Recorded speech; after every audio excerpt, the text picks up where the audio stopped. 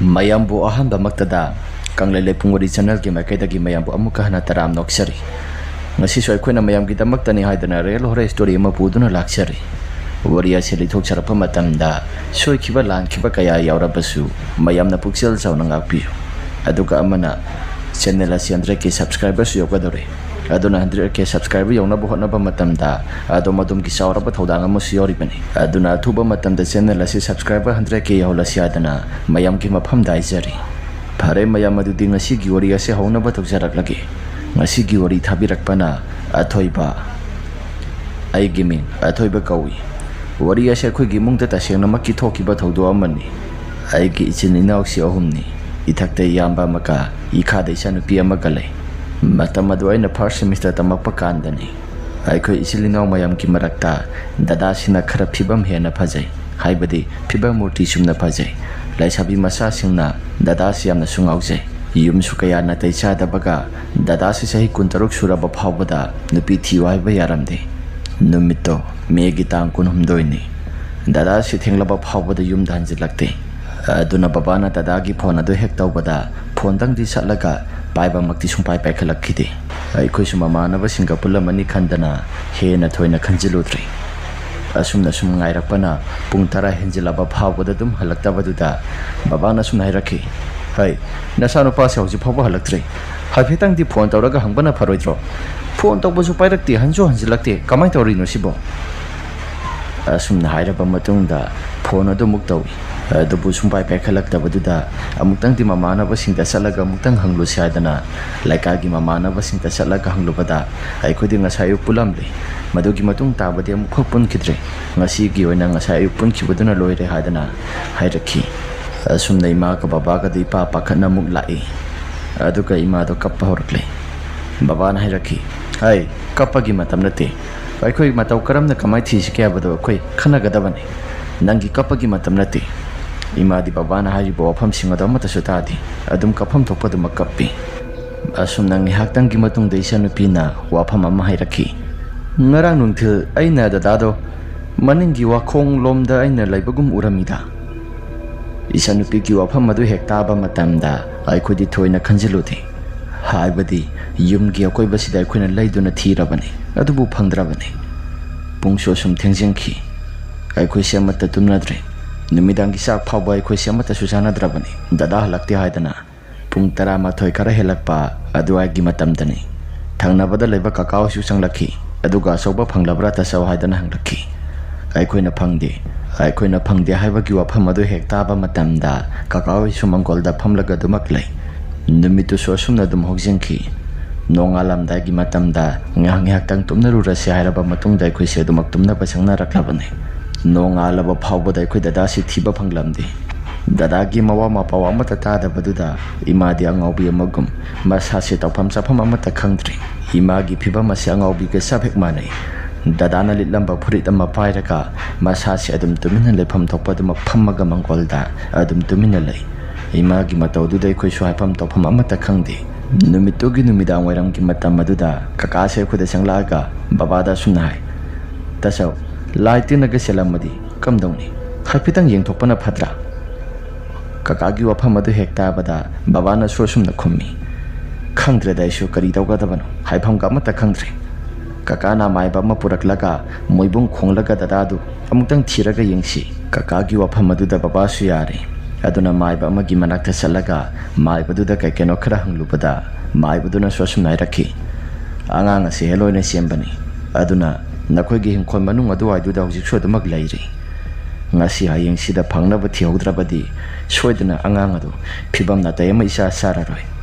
asumna kakada hairakya mai baduna aduga mai badu puraga lakpa matamda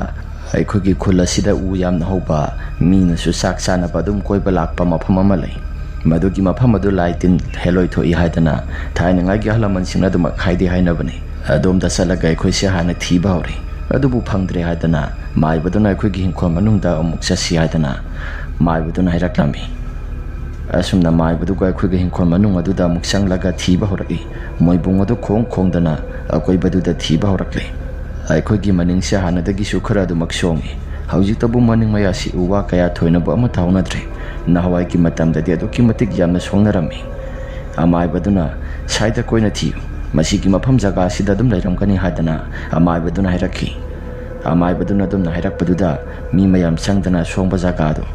work ꯃꯔꯛ ꯑꯃ ꯂꯣꯏꯅ ꯊꯤꯔꯦ ꯑꯁꯨꯝꯅ ꯉꯥꯏꯍꯥꯛꯇꯪꯒꯤ ꯃꯇꯨꯡꯗ ꯑꯉꯥꯡ ꯑꯃꯅ ꯌꯥꯝꯅ ꯀꯟꯅ ꯂꯥꯎꯔꯛꯂꯦ ꯑꯩꯈꯣꯏꯒꯤ ꯗꯗꯥꯗꯣ ꯁꯤꯗꯩꯁꯤꯗ ꯂꯩꯔꯦ ꯍꯥꯏꯗꯅ ꯌꯥꯝꯅ ꯀꯟꯅ ꯂꯥꯎꯔꯛꯄꯅꯤ ꯄꯨꯟꯅ ꯆꯦꯟꯁꯤꯜꯂꯒ ꯌꯦꯡꯂꯨꯕ ꯃꯇꯝꯗ ꯑꯩꯈꯣꯏ ꯗꯗꯥꯗꯣ ꯃꯅꯤꯡꯒꯤ ꯈꯣꯡ ꯃꯄꯥꯟꯗ ꯍꯧꯔꯤꯕ ꯑꯗꯣꯝꯗ ꯍꯩꯕꯣꯡ ꯄꯥꯝꯕꯤ ꯑꯗꯨꯒꯤ ꯃꯈꯣꯡ ꯑꯗꯨꯗ ꯒ꯭ꯌꯥꯟ ꯃꯦꯟ ꯇꯥꯗꯅ ꯃꯁꯥ ꯃꯊꯟꯇ ꯑꯗꯨꯝ ꯇꯨꯃꯤꯟꯅ ꯇꯥꯔꯒ ꯂꯩꯔꯝꯃꯤ ꯑꯃꯥꯏꯕꯗꯨꯅ ꯆꯪꯁꯤꯟꯗꯨꯅ ꯌꯦꯡꯕ ꯃꯇꯝꯗ ꯃꯤꯍꯨꯜꯗꯤ ꯂꯩꯔꯤ ꯌꯨꯝꯗ ꯈꯔ ꯊꯨꯅ ꯄꯨꯁꯤꯜꯂꯨ ꯍꯥꯏꯕꯗꯩ ꯑꯩꯈꯣꯏꯁꯤ ꯌꯨꯝꯗ ꯄꯨꯁꯤꯜꯂꯤ ꯑꯃꯥꯏꯕꯗꯨꯅ ꯂꯥꯏꯁꯣꯟ ꯇꯤꯟꯁꯣꯟ ꯀꯩꯅꯣ ꯈꯔ ꯇꯧꯔꯕ ꯃꯇꯨꯡꯗ ꯗꯗꯥꯒꯤ ꯃꯃꯤ ꯄꯥꯡꯂꯛꯈꯤ ꯗꯗꯥꯒꯤ ꯃꯃꯤꯠꯇꯣ ꯍꯦꯛ ꯄꯥꯡꯂꯛꯄꯗ ꯃꯍꯥꯛꯀꯤ ꯃꯁꯥꯗꯨ ꯄꯨꯂꯞ ꯇꯥꯁꯤꯜꯂꯒ ꯑꯩ ꯌꯥꯝꯅ ꯀꯤꯖꯩ ꯑꯩꯕꯨ ꯍꯥꯠꯄꯤꯒꯅꯨ ꯍꯥꯏꯗꯅ ꯃꯊꯟꯇ ꯃꯨꯔꯨꯝ ꯁꯣꯜꯂꯤ ꯀꯥꯆꯤꯜ ꯑꯃꯗ ꯄꯨꯂꯞ ꯇꯥꯁꯤꯜꯂꯒ ꯃꯁꯥꯁꯤ ꯂꯩꯈꯤ ꯗꯗꯥꯒꯤ ꯃꯇꯧꯗꯨꯗ ꯏꯃꯥꯗꯤ ꯍꯦꯟꯅ ꯗꯗꯥꯕꯨ ꯌꯦꯡꯂꯒ ꯑꯗꯨꯃꯛ ꯀꯞꯈ꯭ꯔꯦ ꯕꯕꯥꯅ ꯃꯥꯏꯕꯗ ꯇꯧꯔꯤꯕ ꯃꯑꯣꯡ ꯃꯇꯧꯁꯤꯡ ꯑꯁꯤ ꯀꯔꯤꯅꯣ ꯑꯣꯖꯥ ꯃꯥꯏꯕ ꯍꯥꯏꯗꯅ ꯍꯪꯕꯗ ꯃꯥꯏꯕꯗꯨꯅ ꯉꯥꯏꯈꯣ ꯍꯥꯏꯕꯒꯤ ꯃꯇꯥꯒꯨꯝꯅ ꯏꯪꯒꯤꯠ ꯄꯤꯔꯛꯈꯤ ꯑꯗꯨꯒ ꯃꯥꯏꯕꯗꯨꯅ ꯗꯗꯥꯗ ꯑꯣꯟꯁꯤꯜꯂꯒ ꯍꯪꯉꯤ ꯏꯕꯨꯡꯉꯣ ꯍꯧꯖꯤꯛꯇꯤ ꯀꯩꯁꯨ ꯊꯣꯏꯗꯣꯛꯄ ꯑꯃꯠꯇ ꯇꯧꯔꯛꯂꯔꯣꯏꯗ ꯀꯔꯤ ꯊꯣꯛꯈꯤꯕ ꯀꯅꯥꯅ ꯅꯪꯉꯣꯟꯗ ꯀꯔꯤ ꯍꯥꯏꯔꯛꯄ ꯁꯦꯡꯅ ꯑꯩꯉꯣꯟꯗ ꯇꯝꯃꯨ ꯗꯗꯥꯁꯤ ꯇꯥꯁꯤꯜꯂꯒ ꯑꯗꯨꯝ ꯇꯨꯃꯤꯟꯅ ꯑꯉꯥꯎꯕ ꯑꯃꯒꯤ ꯃꯇꯧꯒꯨꯝꯅ ꯂꯩꯈ꯭ꯔꯦ ꯑꯃꯨꯛꯀꯁꯨ ꯑꯃꯥꯏꯕꯗꯨꯅ ꯍꯪꯉꯤ ꯃꯗꯨꯗꯁꯨ ꯗꯗꯥꯁꯤ ꯋꯥ ꯑꯃꯠꯇ ꯉꯥꯡꯂꯛꯇꯦ ꯗꯗꯥꯒꯤ ꯃꯑꯣꯡ ꯃꯇꯧꯁꯤꯡ ꯑꯗꯨꯗ ꯃꯥꯏꯕꯗꯨꯅ ꯃꯈꯨꯠꯇ ꯂꯥꯏꯁꯣꯟ ꯇꯤꯟꯁꯣꯟ ꯈꯔ ꯁꯣꯜꯂꯒ ꯗꯗꯥꯒꯤ ꯃꯅꯥꯛꯇ ꯆꯪꯁꯤꯜꯂꯒ ꯃꯀꯣꯛꯇ ꯈꯔ ꯅꯥꯟꯊꯕꯤ ꯑꯁꯨꯝꯅ ꯍꯦꯛ ꯅꯥꯟꯊꯈꯤꯕ ꯃꯇꯝ ꯑꯗꯨꯗ ꯗꯗꯥꯁꯦ ꯑꯩꯈꯣꯏꯗ ꯇꯤꯡꯉꯛ ꯌꯦꯡꯗꯨꯅ ꯂꯩꯈ꯭ꯔꯦ ꯑꯃꯥꯏꯕꯗꯨꯅꯁꯨ ꯃꯈꯥ ꯇꯥꯅ ꯃꯃꯥꯡꯗ ꯍꯪꯈꯤꯕ ꯋꯥꯍꯪ ꯑꯗꯨꯒ ꯆꯞ ꯃꯥꯟꯅꯅ ꯏꯕꯨꯡꯉꯣ ꯅꯪꯒꯤ ꯅꯁꯥꯗ ꯀꯩ ꯊꯣꯛꯈꯤꯒꯦ ꯍꯥꯏꯗꯅ ꯑꯃꯨꯛꯀꯁꯨ ꯍꯪꯉꯤ ꯃꯗꯨꯗ ꯗꯗꯥꯅ ꯑꯩ ꯅꯣꯏꯅ ꯀꯧꯕꯗꯣ ꯑꯩ ꯂꯣꯏꯅ ꯇꯥꯏ ꯑꯗꯣ ꯑꯩꯅ ꯍꯦꯛ ꯈꯨꯝꯕꯗ ꯃꯈꯣꯏꯅ ꯆꯦꯒꯞꯅ ꯆꯞꯄꯒ ꯑꯩꯁꯦ ꯍꯥꯠꯀꯅꯤ ꯍꯥꯏꯗꯅ ꯑꯩꯒꯤ ꯉꯛ ꯑꯁꯤꯗ ꯃꯈꯣꯏꯅ ꯆꯦꯒꯞꯅ ꯆꯞꯄꯤ ꯃꯗꯨꯗ ꯃꯥꯏꯕꯗꯨꯅ ꯅꯨꯄꯤꯔꯥ ꯍꯥꯏꯗꯅ ꯍꯪꯕꯗ ꯗꯗꯥꯅꯁꯨ ꯃꯉꯛ ꯑꯗꯨ ꯅꯣꯝꯃꯒ ꯃꯥꯅꯤ ꯍꯥꯏꯕꯒꯤ ꯃꯇꯥꯒꯨꯝꯅ ꯍꯥꯏꯔꯛꯈꯤ ꯑꯗꯨꯒ ꯗꯗꯥꯅ ꯋꯥ ꯃꯈꯥ ꯇꯥꯅ ꯁꯨꯝꯅꯁꯨ ꯍꯥꯏꯔꯛꯈꯤ ꯅꯣꯏꯅ ꯉꯔꯥꯡꯗꯒꯤ ꯑꯩꯕꯨ ꯊꯤꯕꯗꯣ ꯑꯩ ꯂꯣꯏꯅ ꯎꯏ ꯑꯗꯣ ꯃꯈꯣꯏꯅ ꯑꯩꯁꯦ ꯊꯣꯛꯄ ꯌꯥꯔꯣꯏ ꯍꯦꯛ ꯊꯣꯛꯄꯗ ꯑꯩꯕꯨ ꯍꯥꯠꯀꯅꯤ ꯑꯁꯤ ꯍꯥꯏꯔꯒ ꯃꯈꯣꯏꯅ ꯑꯩꯁꯦ ꯌꯥꯝꯅ ꯀꯤꯍꯜꯂꯤ ꯑꯩ ꯌꯥꯝꯅ ꯀꯤꯖꯔꯦ ꯍꯥꯏꯔꯒ ꯗꯗꯥꯗꯣ ꯌꯥꯝꯅ ꯀꯞꯄꯤ ꯕꯕꯥꯅ ꯑꯃꯥꯏꯕꯗꯨꯗ ꯑꯣꯖꯥ ꯁꯤꯗꯤ ꯀꯃꯥꯏꯅ ꯇꯧꯅꯤ ꯇꯧꯔꯤꯕ ꯊꯧꯗꯣꯛ ꯄꯨꯝꯅꯃꯛꯁꯤꯡ ꯑꯁꯤꯕꯨ ꯑꯩꯕꯨ ꯚꯥꯞ ꯑꯃ ꯏꯇꯥ ꯇꯥꯗ꯭ꯔꯦ ꯑꯃꯥꯏꯕꯗꯨꯅꯁꯨ ꯑꯣꯛꯅꯔꯤꯕ ꯑꯁꯤ ꯍꯦꯂꯣꯏꯅꯤ ꯑꯁꯝꯕ ꯅꯠꯇꯦ ꯅꯣꯏꯒꯤ ꯃꯅꯤꯡ ꯑꯁꯤꯗ ꯊꯩꯕꯣꯡ ꯄꯥꯝꯕꯤ ꯑꯃ ꯍꯧꯖꯤꯛ ꯍꯧꯔꯤꯕꯁꯤ ꯃꯁꯤ ꯍꯦꯂꯣꯏꯁꯤꯡꯒꯤ ꯁꯥꯟꯅꯐꯝ ꯑꯣꯏꯅ ꯇꯧꯏ ꯑꯗꯨꯅ ꯅꯣꯏ ꯃꯁꯤ ꯅꯨꯃꯤꯠ ꯆꯞ ꯌꯨꯡꯕ ꯃꯇꯝꯗ ꯑꯃꯗꯤ ꯅꯨꯃꯤꯗꯥꯡ ꯋꯥꯏꯔꯝꯒꯤ ꯃꯇꯝꯗ ꯃꯁꯤꯒꯤ ꯊꯩꯕꯣꯡ ꯄꯥꯝꯕꯤ ꯑꯁꯤꯒꯤ ꯃꯈꯣꯡꯗ ꯆꯪꯁꯤꯜꯂꯨꯅꯨ ꯆꯪꯕ ꯇꯥꯔꯕꯁꯨ ꯃꯩ ꯄꯨꯔꯒ ꯆꯪꯉꯨ ꯅꯠꯇ꯭ꯔꯕꯗꯤ ꯅꯈꯣꯏ ꯃꯐꯝ ꯖꯒꯥ ꯑꯁꯤꯗ ꯃꯩ ꯄꯨꯗꯕꯤ ꯍꯦꯛ ꯆꯪꯁꯤꯜꯂꯨꯕꯗ ꯈꯨꯗꯣꯡꯊꯤꯕ ꯃꯊꯪ ꯊꯣꯛꯂꯛꯄ ꯌꯥꯏ ꯑꯗꯨꯅ ꯅꯈꯣꯏ ꯈꯔ ꯆꯦꯛꯁꯤꯜꯂꯨ ꯕꯕꯥꯅ ꯑꯃꯨꯛ ꯃꯈꯥ ꯇꯥꯅ ꯍꯪꯉꯤ ꯑꯗꯣ ꯑꯣꯖꯥ ꯀꯝꯗꯧꯅ ꯍꯦꯂꯣꯏ ꯑꯁꯤꯕꯨ ꯁꯤꯗꯒꯤ ꯇꯥꯟꯊꯣꯛꯀꯅꯤ ꯊꯩꯕꯣꯡ ꯄꯥꯝꯕꯤ ꯑꯁꯤ ꯌꯥꯟꯊꯠꯈꯤꯕꯅ ꯐꯒꯗ꯭ꯔꯥ ꯅꯠꯇ꯭ꯔꯒꯅ ꯀꯔꯤ ꯑꯇꯣꯞꯄ ꯄꯥꯝꯕꯩ ꯂꯩꯒꯅꯤ ꯃꯁꯤꯒꯤ ꯊꯩꯕꯣꯡ ꯄꯥꯝꯕꯤꯁꯤ ꯍꯦꯛ ꯌꯥꯟꯊꯠꯂꯨꯕ ꯌꯥꯔꯣꯏ ꯃꯁꯤꯒꯤ ꯎꯁꯤ ꯍꯦꯛ ꯌꯥꯜꯂꯨꯕꯗ ꯅꯈꯣꯏꯒꯤ ꯍꯤꯡꯈꯣꯜ ꯃꯅꯨꯡ ꯑꯁꯤ ꯃꯊꯣꯡ ꯃꯔꯝ ꯑꯃꯠꯇ ꯒ꯭ꯌꯥꯟ ꯃꯦꯟ ꯇꯥꯔꯣꯏ ꯃꯊꯣꯡ ꯆꯥꯗꯕ ꯍꯥꯏꯕꯗꯨ ꯑꯣꯏꯒꯗꯧꯔꯤꯕꯅꯤ ꯌꯥꯔꯦ ꯑꯩ ꯉꯁꯤꯒꯤ ꯑꯣꯏꯅꯗꯤ ꯅꯆꯥ ꯅꯨꯄꯥ ꯑꯁꯤ ꯐꯅꯕ ꯇꯧꯕꯤꯔꯝꯂꯒꯦ ꯅꯣꯡꯃ ꯑꯩꯒꯤꯗ ꯂꯥꯛꯎ ꯅꯨꯄꯥꯁꯤꯡꯁꯤ ꯖꯟꯇ꯭ꯔ ꯑꯃꯃꯝ ꯂꯣꯏꯅ ꯁꯤꯕꯤꯔꯛꯀꯦ ꯖꯟꯇ꯭ꯔꯗꯨ ꯁꯤꯔꯕꯗꯤ ꯈꯔ ꯃꯈꯩꯗꯤ ꯉꯥꯛꯊꯣꯛꯄꯅꯤ ꯑꯁꯤ ꯍꯥꯏꯔꯝꯂꯕ ꯃꯇꯨꯡꯗ ꯃꯥꯏꯕꯗꯨ ꯃꯍꯥꯛꯀꯤ ꯈꯔ ꯀꯩꯅꯣ ꯈꯔ ꯈꯪꯖ ꯍꯩꯖꯕ ꯇꯧꯔꯝꯂꯕ ꯃꯇꯨꯡꯗ ꯑꯩꯈꯣꯏ ꯃꯌꯥꯝ ꯑꯁꯤ ꯐꯖꯅ ꯚꯥꯞ ꯇꯥꯍꯜꯂꯝꯂꯦ ꯑꯗꯨꯒ ꯅꯨꯃꯤꯗꯥꯡꯒꯤ ꯄꯨꯡ 10 ꯇꯥꯔꯛꯄ ꯑꯗꯨꯋꯥꯏꯒꯤ ꯃꯇꯝ ꯑꯗꯨꯗ ꯃꯌꯨꯝꯗ ꯍꯟꯈ꯭ꯔꯦ ꯃꯥꯏꯕꯗꯨꯅ ꯆꯠꯇ꯭ꯔꯤꯉꯩ ꯃꯇꯝꯗ ꯕꯕꯥꯗ ꯋꯥꯐꯝ ꯈꯔ ꯁꯤꯟꯅꯔꯝꯃꯤ ꯅꯈꯣꯏꯒꯤ ꯅꯁꯥꯁꯤꯡꯁꯤ ꯃꯄꯥꯟ ꯏꯄꯥꯟ ꯊꯣꯛꯄ ꯃꯇꯝꯗ ꯈꯔ ꯀꯨꯞꯁꯦꯟ ꯁꯦꯟꯅꯧ ꯑꯣꯛꯅꯔꯤꯕꯁꯤ ꯑꯇꯩ ꯀꯅꯥꯒꯨꯝꯕ ꯑꯃꯠꯇ ꯅꯠꯇꯦ ꯑꯇꯣꯝꯕꯤꯅꯤ ꯑꯇꯩꯁꯤꯡ ꯑꯗꯨꯗꯤ ꯈꯔ ꯍꯥꯏꯖꯔꯒ ꯑꯗꯨꯃꯛ ꯌꯥꯕꯅꯤ ꯑꯇꯣꯝꯕꯤꯁꯤꯗꯤ ꯄꯥꯛꯅ ꯌꯥꯗꯦ ꯃꯥꯒꯤ ꯑꯣꯏꯒꯦ ꯈꯪꯈ꯭ꯔꯕꯗꯤ ꯐꯔꯛ ꯑꯃ ꯏꯇꯥ ꯇꯥꯕꯅꯤ ꯑꯗꯨꯅ ꯊꯥꯡꯖ ꯅꯨꯃꯤꯠ ꯁꯤ ꯐꯥꯎꯕꯗꯤ ꯅꯈꯣꯏ ꯋꯥꯔꯁꯨ ꯋꯥꯅ ꯈꯥꯡꯂꯣ ꯑꯗꯨꯒ ꯑꯩꯈꯣꯏꯒꯤꯗ ꯂꯥꯛꯑꯒ ꯂꯥꯏꯒꯤ ꯇꯤꯟꯒꯤ ꯑꯃ ꯇꯧꯔꯁꯤ ꯍꯥꯏꯔꯝꯂꯕ ꯃꯇꯨꯡꯗ ꯃꯥꯏꯕꯗꯨ ꯑꯗꯨꯃꯛ ꯆꯠꯈ꯭ꯔꯦ ꯕꯕꯥꯁꯨ ꯈꯔ ꯃꯁꯥꯗꯨ ꯇꯞꯊꯅ ꯃꯃꯥꯏ ꯑꯣꯟꯁꯤꯜꯂꯛꯂꯦ ꯑꯗꯨꯒ ꯑꯩꯉꯣꯟꯗ ꯁꯨꯝꯅꯁꯨ ꯍꯥꯏꯔꯛꯈꯤ ꯇꯥꯕ꯭ꯔꯥ ꯅꯪ ꯅꯌꯥꯝꯕꯁꯤꯒ ꯇꯨꯃꯤꯟꯅꯔꯣ ꯕꯕꯥꯒꯤ ꯋꯥꯗꯨ ꯇꯥꯕꯗ ꯑꯩꯁꯨ ꯌꯥꯅꯤꯗ ꯑꯩ ꯏꯇꯣꯝꯇ ꯑꯗꯨꯝ ꯇꯨꯝꯒꯦ ꯁꯥꯔꯀꯥꯟꯁꯤꯗ ꯃꯤ ꯑꯅꯤ ꯇꯨꯃꯤꯟꯅꯕ ꯉꯝꯃꯣ ꯍꯥꯏꯗꯅ ꯑꯩꯁꯨ ꯕꯕꯥꯗ ꯍꯥꯏꯔꯝꯃꯤ ꯃꯗꯨꯗ ꯕꯕꯥꯅ ꯈꯔ ꯁꯥꯎꯔꯞꯅ ꯍꯣꯏ ꯍꯧꯖꯤꯛ ꯋꯥꯏꯗ ꯃꯥꯏꯕꯗꯨꯅ ꯍꯥꯏꯔꯝꯃꯤꯗꯣ ꯅꯪ ꯇꯥꯔꯦꯗꯅ ꯌꯦꯡꯉꯨ ꯋꯥꯐꯝ ꯑꯁꯤ ꯏꯔꯥꯏ ꯂꯥꯏꯅ ꯂꯧꯕ ꯌꯥꯔꯣꯏꯗꯧꯔꯤ ꯅꯌꯥꯝꯕꯁꯤ ꯑꯃꯨꯛ ꯃꯇꯣꯝꯗ ꯑꯃꯨꯛ ꯀꯣꯏꯆꯦꯟ ꯆꯦꯟꯈ꯭ꯔꯕꯗꯤ senabinaba ama laitaba yaroi habani nanga tumina hairisi aisu hoi haidana yari ima su dadada mama yon silaga nang ngarang dagi sak saram kiroi aduna sak yamna lamam gani la sak puna sarura saidana sak sangda khoi mayam se ho sang lai aduga numitumadi hara hara wai khoi se sak adu maksari ngai haktan gi matungda tumnaba matam yaure tumba sangba matam yaure magi mafam singdai khoi si tumba sangnara saidana tumba sangnarak laba matamni dada si tasena mapaldi thangpham thokpani adubu dada gi masada khudong thiba khara thengnaba maramna aina mapal doina thangwa hadana mapal oina thangle as ithanda tumba gi haina bi lairakpa aina ani tumina ba sion thona pharak takreda ha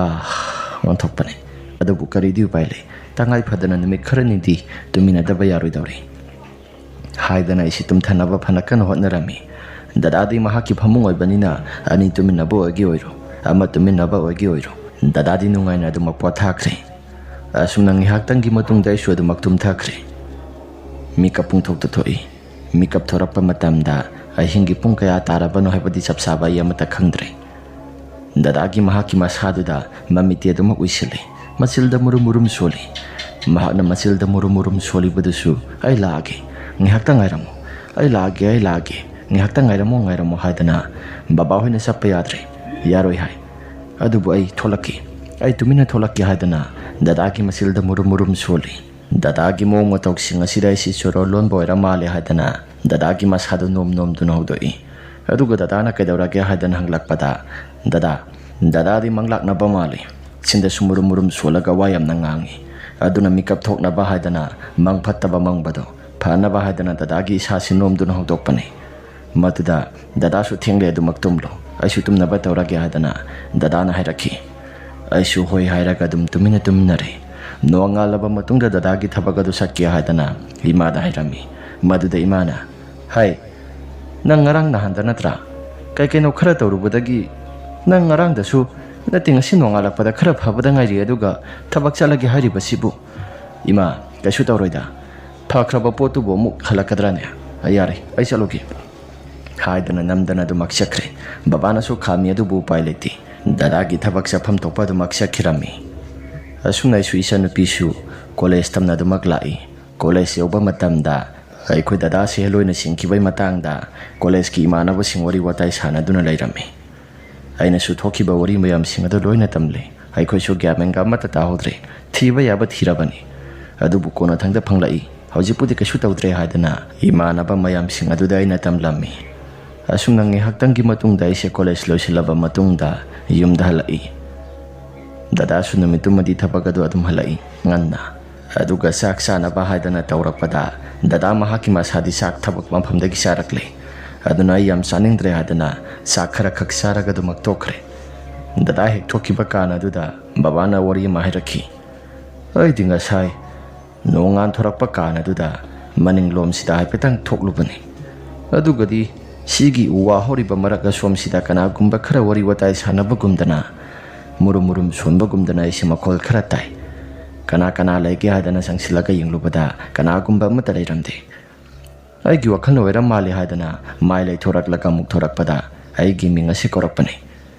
ai gi wakhal nara natraga na tasing na karino ai gyamenga mata tadre maduda imana nangi wakhal na khan boiram bayai kaishu thoina masidai sida khanjilagum si hadana imana hairaklami saksa batokna raba matungda aisu dadagi kada sangsilaga dadagi phamung taka khatpa horakpani maduda dadana sunairakhi yaima yare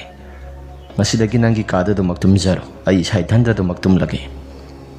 dadagi wafam maduda aina dada yabu yadori bro ahingda su pharak ama ita tabagum tawi ngarang su dadaga tumina bana hena phai haidana haidi dadagi sasi sangaga tumina bana phai haidana ai ga tumina bani yare ngasidagi ai thandra do maktum lage nangna sagi kada tumjaroro nang thokro dadagi wafam asidai sudum hoi hairaga dum tumina thorakle phanadum phare sanaga sabne mi ani tumina bakan dai sasi bangbang ekta sai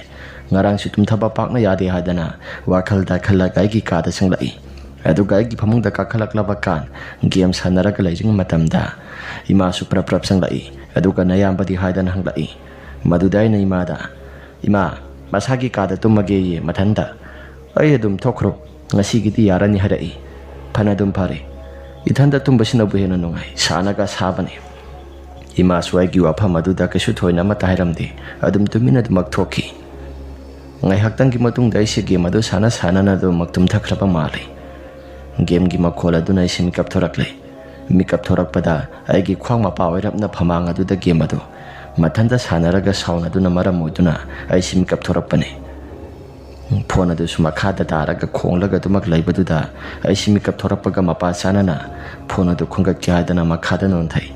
ꯃꯇꯝ ꯑꯗꯨ ꯆꯥꯎꯔꯥꯛꯄ ꯄꯨꯡ 11:30 ꯃꯗꯨ ꯇꯥꯔꯛꯂꯕꯅꯤ ꯃꯤꯠꯅꯥꯁꯤꯁꯨ ꯀꯌꯥ ꯁꯤꯡꯕ ꯑꯣꯏꯗ꯭ꯔꯤ ꯇꯨꯝꯊꯔꯨꯕꯒꯤ ꯏꯁꯥꯁꯦ ꯃꯤꯠꯅꯥ ꯀꯥꯛꯇꯨ ꯏꯁꯤꯡ ꯁꯤꯡꯗ꯭ꯔꯤꯕꯅꯤꯅ ꯃꯈꯥꯗ ꯇꯥꯔꯤꯕ ꯐꯣꯟ ꯑꯗꯨ ꯂꯧꯈꯠꯀꯦ ꯍꯥꯏꯗꯅ ꯑꯩꯁꯦ ꯈꯨꯠ ꯑꯗꯨ ꯍꯥꯏꯐꯦꯠ ꯊꯤꯟꯊꯔꯒ ꯐꯣꯟ ꯑꯗꯨ ꯂꯧꯈꯠꯄ ꯃꯇꯝ ꯑꯗꯨꯗ ꯗꯗꯥꯒꯤ ꯀꯥꯒꯤ ꯊꯣꯡ ꯑꯗꯨ ꯍꯥꯏꯐꯦꯠ ꯌꯦꯡꯂꯨꯕꯅꯤ ꯑꯗꯨꯒꯗꯤ ꯗꯗꯥꯒꯤ ꯀꯥꯒꯤ ꯊꯣꯡ ꯑꯗꯨ ꯍꯥꯡꯗꯣꯛꯇꯨꯅ ꯂꯩꯔꯝꯃꯤ ꯃꯄꯥꯜ ꯊꯣꯛꯈꯤꯕ ꯃꯥꯜꯂꯦ ꯍꯥꯏꯗꯅ ꯑꯩꯁꯦ ꯀꯩꯁꯨ ꯊꯣꯏꯅ ꯑꯃꯠꯇ ꯈꯟꯖꯤꯜꯂꯨꯗꯕꯤꯗ ꯒꯦꯝ ꯑꯗꯨ ꯃꯈꯥ ꯇꯥꯅ ꯑꯃꯨꯛ ꯁꯥꯟꯅꯩ ꯑꯁꯨꯝꯅ ꯁꯥꯟꯅꯕ ꯌꯥꯕ ꯁꯥꯟꯅꯔꯛꯂꯕ ꯃꯇꯨꯡ ꯑꯍꯤꯡꯒꯤ ꯄꯨꯡ 12 ꯇꯥꯒꯗꯕ ꯃꯤꯅꯤꯠ 5 ꯉꯥꯏꯁꯤꯜꯂꯛꯂꯦ ꯐꯅ ꯊꯦꯡꯂꯕ ꯐꯥꯎꯕꯗ ꯗꯗꯥꯗꯨ ꯆꯪꯂꯛꯇꯕꯗꯨꯗ ꯑꯩꯁꯨ ꯃꯄꯥꯜꯗ ꯑꯃꯨꯛꯇꯪ ꯊꯣꯛꯂꯨꯒꯦ ꯃꯄꯥꯜ ꯊꯣꯛꯅꯤꯡꯂꯦ ꯍꯥꯏꯗꯅ ꯑꯩꯁꯦ ꯌꯦꯅꯈꯥꯗ ꯊꯣꯛꯏ ꯃꯅꯤꯡꯂꯣꯝꯗꯗꯤ ꯆꯪꯗ꯭ꯔꯦ ꯌꯦꯅꯈꯥꯗ ꯑꯩꯅ ꯂꯦꯞꯂꯒ ꯃꯄꯥꯜ ꯊꯣꯛꯂꯤꯉꯩ ꯃꯇꯝꯗ ꯃꯅꯤꯡꯂꯣꯝꯗꯒꯤ ꯀꯅꯥꯒꯨꯝꯕ ꯃꯤꯁꯛ ꯑꯃꯅ ꯑꯩꯒꯤ ꯏꯁꯥꯗ ꯃꯨꯟꯅ ꯌꯦꯡꯂꯛꯄꯒꯨꯝꯅ ꯑꯩꯒꯤ ꯏꯁꯥꯗ ꯐꯥꯎꯔꯛꯏ ꯑꯩꯁꯨ ꯍꯥꯏꯐꯦꯠ ꯑꯣꯟꯁꯤꯜꯂꯒ ꯌꯦꯡꯂꯨꯕꯅꯤ ꯃꯤꯁꯛ ꯑꯗꯨ ꯃꯃꯤ ꯁꯥꯃꯤ ꯑꯣꯏꯅ ꯇꯨꯃꯤꯟꯅ ꯑꯗꯨꯃꯛ ꯃꯥꯡꯈꯤ ꯇꯧꯔꯤꯕ ꯃꯑꯣꯡ ꯃꯇꯧꯁꯤꯡ ꯑꯗꯨꯗ ꯑꯩꯒꯤ ꯏꯁꯥꯁꯤ ꯇꯨꯒ ꯈ꯭ꯌꯥꯎ ꯆꯨꯡꯉꯤ ꯃꯅꯨꯡꯗ ꯄ꯭ꯔꯞ ꯆꯪꯁꯤꯜꯂꯛꯑꯕ ꯃꯇꯝꯗ ꯗꯗꯥꯒꯤ ꯀꯥꯗ ꯑꯃꯨꯛ ꯆꯪꯁꯤꯜꯂꯤ ꯗꯗꯥ ꯂꯩꯕ꯭ꯔꯥ ꯍꯥꯏꯗꯅ ꯃꯍꯥꯛꯀꯤ ꯀꯥꯡꯈꯜ ꯑꯗꯨ ꯍꯥꯏꯒꯠꯇꯅ ꯌꯦꯡꯂꯨꯕꯗ ꯗꯗꯥꯗꯤ ꯂꯩꯔꯝꯗꯦ ꯃꯗꯨꯒꯤ ꯃꯑꯣꯡ ꯃꯇꯧꯁꯤꯡ ꯑꯗꯨ ꯎꯔꯨꯕ ꯃꯇꯝꯗ ꯑꯩꯁꯨ ꯄꯥꯈꯠꯄ ꯍꯦꯟꯃꯟꯈꯤꯕꯅ ꯕꯕꯥꯒ ꯏꯃꯥꯒꯒꯤ ꯃꯅꯥꯛꯇ ꯑꯩꯁꯦ ꯄ꯭ꯔꯞ ꯂꯥꯛꯏ ꯑꯗꯨꯒ ꯄꯥꯈꯠꯅ ꯗꯗꯥꯗꯨ ꯃꯥꯒꯤ ꯀꯥꯗ ꯂꯩꯍꯧꯗ꯭ꯔꯦ ꯃꯍꯥꯛꯀꯤ ꯀꯥꯗ ꯂꯩꯍꯧꯗ꯭ꯔꯦ ꯀꯗꯥꯏ ꯇꯥꯅ ꯆꯠꯈ꯭ꯔꯕꯅꯣ ꯑꯩꯒꯤ ꯑꯃꯦꯡꯒ ꯑꯃꯠꯇ ꯇꯥꯗ꯭ꯔꯦ ꯍꯥꯏꯗꯅ ꯕꯕꯥꯒ ꯏꯃꯥꯒꯗ ꯇꯝꯃꯤ ꯕꯕꯥꯒ ꯏꯃꯥꯒ ꯍꯧꯒꯠꯂꯛꯈꯤ ꯑꯗꯨꯒ ꯑꯩꯈꯣꯏꯁꯦ ꯀꯣꯏꯂꯥꯎ ꯂꯥꯎꯔꯒ ꯀꯣꯏꯀꯧ ꯀꯧꯔꯒ ꯏꯃꯨꯡ ꯃꯅꯨꯡ ꯑꯁꯤ ꯄꯨꯡꯂꯥꯡꯗ ꯂꯥꯡꯕ ꯍꯧꯔꯛꯂꯦ ꯃꯈꯣꯜꯁꯤꯡ ꯑꯗꯨ ꯇꯥꯕꯗ ꯀꯀꯥ ꯍꯣꯏꯁꯨ ꯆꯪꯂꯛꯈꯤ ꯀꯀꯥꯅ ꯀꯩꯗꯧꯕ ꯌꯥꯎꯔꯒꯦ ꯇꯥꯆꯧ ꯍꯥꯏꯗꯅ ꯍꯪꯂꯛꯏ ꯃꯗꯨꯗ ꯕꯕꯥꯅ ꯏꯕꯨꯡꯉꯣ ꯃꯥꯒꯤ ꯀꯥꯗ ꯂꯩꯔꯝꯗ꯭ꯔꯦ ꯍꯥꯏ ꯀꯗꯥꯏ ꯇꯥꯅ ꯆꯠꯈ꯭ꯔꯕꯅꯣ ꯑꯩꯈꯣꯏꯁꯨ ꯒ꯭ꯌꯥꯟꯃꯦꯟꯒ ꯑꯃꯠꯇ ꯇꯥꯍꯧꯗ꯭ꯔꯦ ꯌꯥꯏꯃꯅ ꯇꯝꯂꯛꯄ ꯄꯥꯎꯅꯤ ꯃꯌꯥꯝ ꯆꯪꯗꯅ ꯑꯩꯈꯣꯏꯁꯤ ꯊꯤꯔꯁꯤ ꯍꯥꯏꯗꯅ ꯀꯣꯏꯊꯤ ꯊꯤꯕ ꯍꯧꯔꯛꯂꯦ ꯕꯕꯥꯅ ꯑꯩꯉꯣꯟꯗ ꯅꯌꯥꯝꯕꯒꯤ ꯐꯣꯟꯗꯣ ꯂꯩꯍꯧꯕ꯭ꯔꯥ ꯐꯣꯟꯗꯣ ꯑꯃꯨꯛꯇ ꯇꯧ ꯑꯁꯤ ꯍꯥꯏꯗꯅ ꯍꯥꯏꯔꯛꯈꯤ ꯑꯩꯁꯨ ꯐꯣꯟꯗꯣ ꯗꯗꯥꯗ ꯇꯧꯏ ꯑꯗꯨꯕꯨ ꯗꯗꯥꯗꯤ ꯁꯨꯡꯄꯥꯏ ꯄꯥꯏꯈꯠꯂꯛꯈꯤꯗꯦ ꯐꯣꯟ ꯑꯗꯨ ꯇꯧꯔꯒ ꯊꯤꯕ ꯃꯇꯝꯗ ꯐꯣꯟꯒꯤ ꯔꯤꯡ ꯑꯗꯨ ꯃꯅꯤꯡꯂꯣꯝꯗꯒꯤ ꯑꯗꯨꯃꯛ ꯈꯤꯡꯂꯛꯈꯤ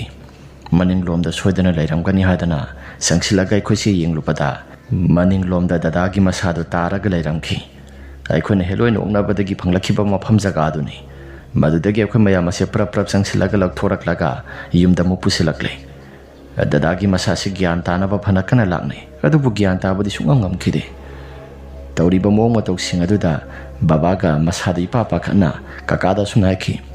ꯍꯩ ꯏꯕꯨꯡꯉꯣ ꯅꯣꯏꯒꯤ ꯃꯥꯏꯕꯗꯣ ꯑꯃꯨꯛꯇ ꯀꯧꯒꯦꯔꯥ ꯍꯥꯏꯗꯅ ꯃꯥꯏꯕꯗꯣ kakana phone tawraga kauri maibadasu ahingi matam aduda hobe laaga dadaagi masada kai kai asoiba yauge haidana yingi adubu maibaduna phana kuina yengba yaba yenglaba matungda maibagi masagi pisumadu khara suktak tawraga asuna nungaitana hairakhi kari haigadabano khangdri angang asigi thawai asi kitang na khanglamlabadi nakhoi kanba yabani adubu thengmankhre hairamlaba matungda maibado tuminadmak lekhi madugi wafam singadu hektaba matamda isanupi ga imagadi wantha laknakre lairiba teliba mayam singadu suloi nekta kapnai asuna nongan ba phawbada imaga isanupi ga wantha laknai aisu iyamba silakidaba matam maduda aina soibadagi sikibani aikoi mayam buthaduktuna sakibani aina sena hudraba mikupta iyamba si kudong tiba takibani hadana isana isai thanta khanjaduna ningam dabaduma phawjaduna lai nonga laklaba matungda laikagi teliba miyoi singaduna pulap punna tawraga dadaagi mathomangam pangthongnabagi damakta semba saba horaklabani asuna dadaagi mathomangam singadu su pangthokre sora loikre tha amani leiraba matungda noma numit amani chanupido saksana basaki hadana saksana basaki imana su isanupido wakal nungaina bani hadana salhankibani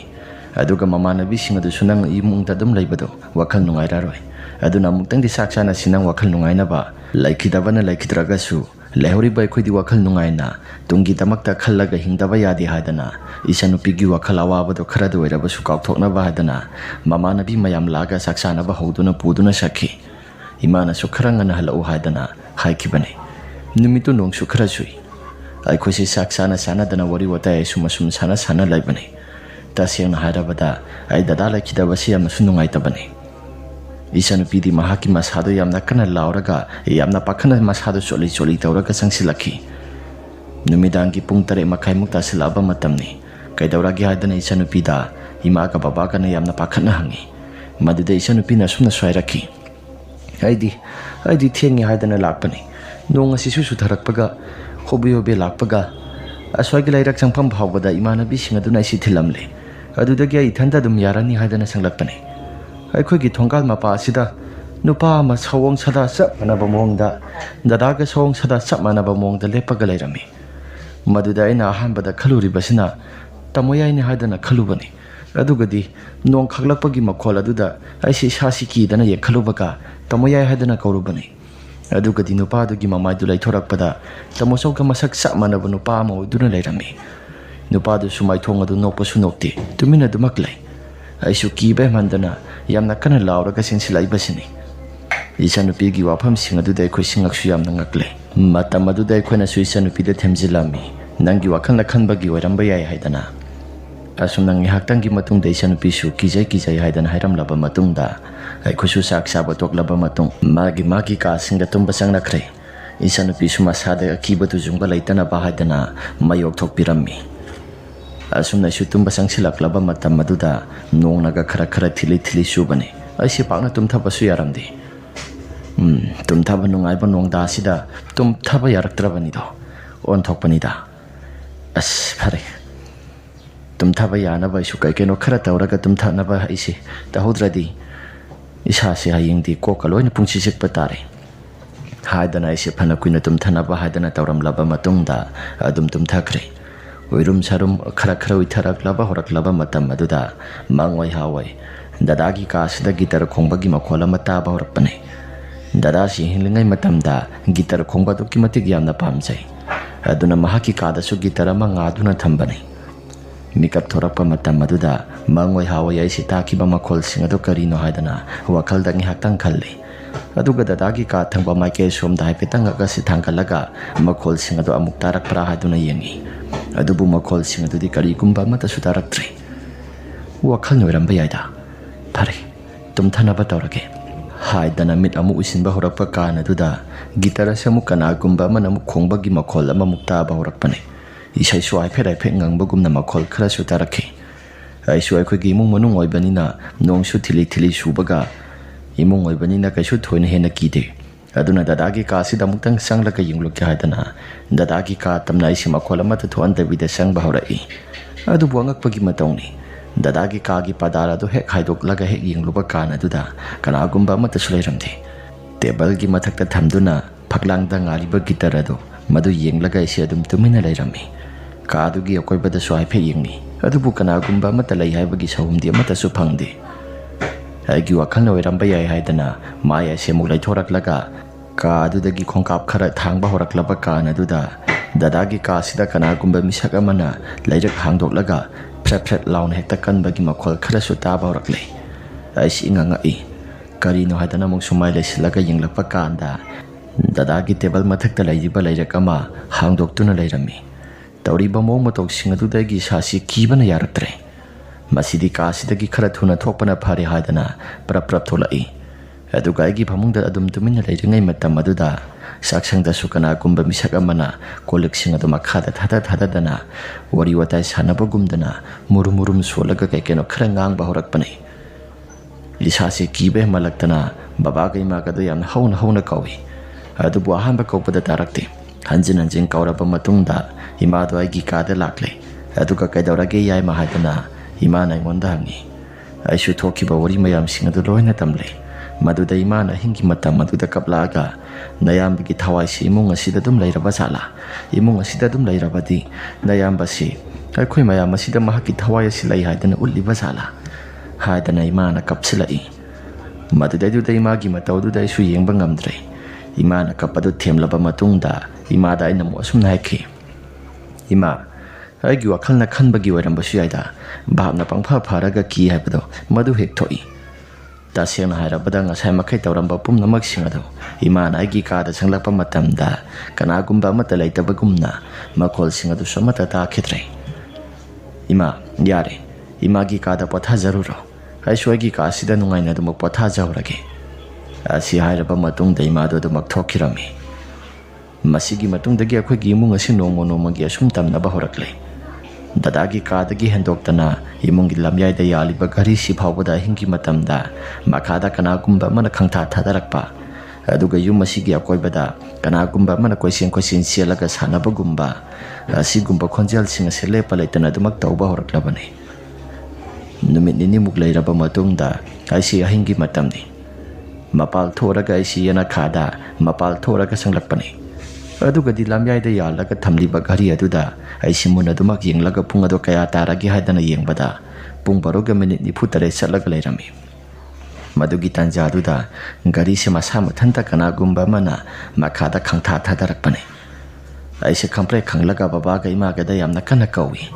Maduda babaga imaga na sukadauragi haidana makhola masutagi haidana prap senthorakpada thoiba thogdok mayam singada loina khangle. Yana khasida sukana gumba man nok tana murum sola wari watai sanabagumdana makol khara sutarakpani. Tauraiba mayam pumnamak singa sida babana swairaki. Thoiba thodok mayam asi taseng na hairabada asobagi thawaido imung asida dum leirabra. Maduda babana ina haki. Baba lagi ting yamutang khuram siaibani. Baba di khuram siairaga sukhoi khuramdi. Thoiba thodok mayam singa si kibana di yadrabani ai dilairi anga ngasi kibana masasi pa pakhalaga anga uphagi matogna tawkhala abadi asumna wari sanaringai matam maduda dinthaka sida kanagumba amana kigi laun hekta satlaga namsin dana sapugumna makhol khara sutaraklami makhola do hekta abaga aisu yamna kire aduga babaga imaga isanupiga makhoi humsi yamna naksinana laikre babana hai nang susilaw haidana babana koksilli. Ngai haktangi matungda yu masigi akoibada sagol mayam amana koisen sialaga makhol thokna makhoi mayam ase maning tamna sanabagumdana yamna hauna sialaki. Samuk mayam amasu yu masigi akoibada leidana sialaga yu masigi akoibasida sialabanina yu masi thak hektan e. Tauraiba mo matau singaduda babana kakada phone tauraga hai na akoi phawda mukta lakira yu masi mo ngamai taure. Ngasigi numit ase kaino madi itaw tawre. Babana kakada wa kaya morom mama haiki. Kakana suka dauragi haidan hanglai. Maduda thoiba thogdok mayam singada loina tamle. Maduda kakana ay laki tasaw. Ngayakta ngayramo haidana kakaga indom saga lakirami. Makoina maya siyang bapairaga lakpa matamda maning thangba saruga somsida kanagumba miwi karamuk muna laibagum na sutawi haidana kakaga indom saga na hairaki. Masigi mo matoksinga sidai khoisu kari haigadabano haipam tawphamga amata khangdre. Maduda kakana hairaki tasaw nongalaga maibado mutang kauraga yenghansi natragadi imung asina tayama isa sakadaba mandre. Kakagi wafam maduda khoisu yare ngasi numisimadi nakhoida tumlake aduga nongalaga khoi maiba ma kauraga mutang di yenghansi aidana babana kakada haki